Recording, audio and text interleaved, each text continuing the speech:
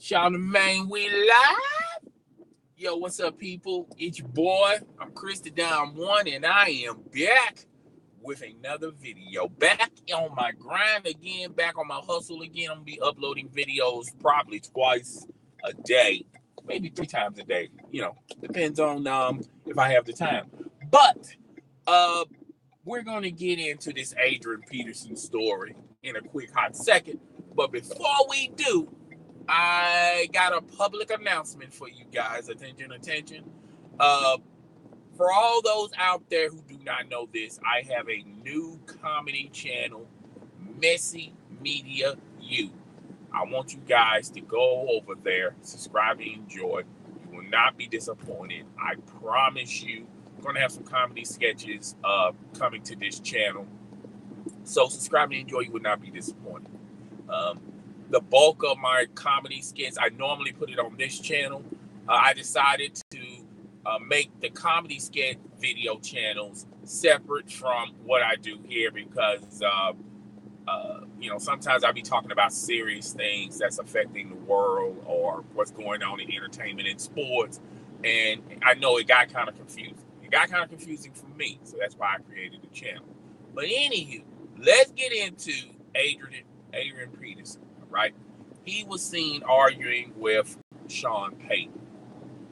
And the one thing about a coach is a coach evaluates talent, but he also checked the pulse, checked the temperature of his players, right? And sometimes when someone is trying to get you out of a situation that makes you look bad, that makes you look like make you look questionable, the individual may not see it that way. And Adrian Peterson clearly did not see it that way. He was playing against his old team, and yeah, he was really trying very hard to prove to his former team that he still got it. And he just had the wrong wrong type of approach, the wrong type of thinking. Instead of trying to actually keep his mind focused on the game at hand, to worry more. It really doesn't matter who you're playing against. It really matters if we get the W or not. And clearly, Adrian Peterson had other agendas. Wanted to prove a point to his former organization. He felt like his former organization wasn't very loyal to him. And when you're dealing with star players and they're in the midway of their career or coming to the end of the road of their career, I will definitely sub you. I will definitely subscribe to you once this live stream is over. Maybe later on today. I'm heading to work right now. But when you deal with an individual like that and they have the wrong intentions and you clearly can see it, and sometimes in some cases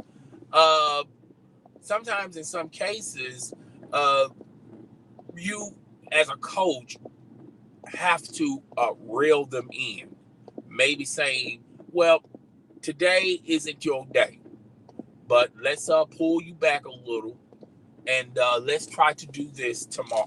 Let's try to do this next week or the next game. And Adrian Peterson clearly did not see it that way. He saw it as, you're pulling me out because you feel like I don't have it as well. And that's where the shouting match, the screaming match began. Now, yeah, cooler heads prevailed after the game. After Adrian Peterson had some time to reflect and think about what transpired, he understood and understand that Sean Payton was more, he was multitasking two different agendas. First, his team, all right? Clearly, as the overall team perspective, he saw what they was trying to incorporate with Adrian Peterson was not working with the Minnesota Vikings. And two, trying to overall get a win from the Minnesota Vikings. Okay, now I believe he had like 6 touches, 8 touches. The last I saw, he probably had more. He probably ended up with 19, 20 touches. That's clearly not enough for a running back. When you're trying to feed a running back, you want to give them more opportunities than 20 touches during the whole game. And when you have a quarterback like Drew Brees, a lot of running backs know that 2 touches, they're probably not going to get as many touches when you have a quarterback like Drew Brees. Now, Sean Payton is trying to scale back the system somewhat, trying to make it a 50-50 balance between running plays and actual throwing plays to preserve Drew Brees' arm. Because, look, let's just face it, Drew Brees is long in the tooth. He's a little older, same as Adrian Peterson. So Sean Payton has to look for the best interest for his team. And right now, the best interest for his team is to preserve these gems they have with Drew Brees and Adrian Peterson. Okay. Now, they also have Mark Ingram also over there as well. They also have, as far as Mark Ingram, they also have another rookie running back. I can't think of his name right now. I apologize for that. So, to me, on the outside looking in, I felt like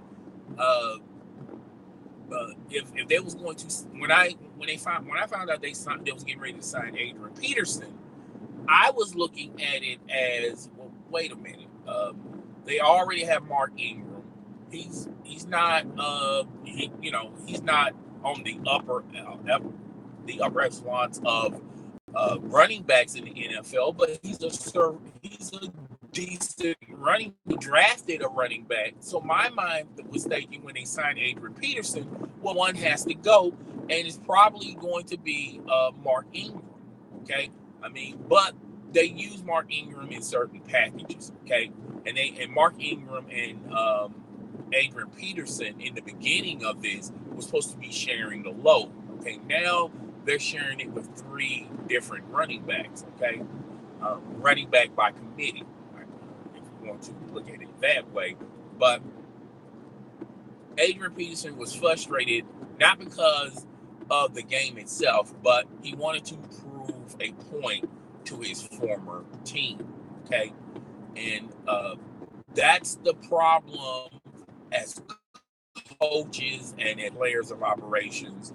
I mean, in any type of high level entry job, you have to keep that in your mindset that when you sign players that have a huge chip on their shoulder and trying to prove a point, sometimes they can do more harm than good to your organization.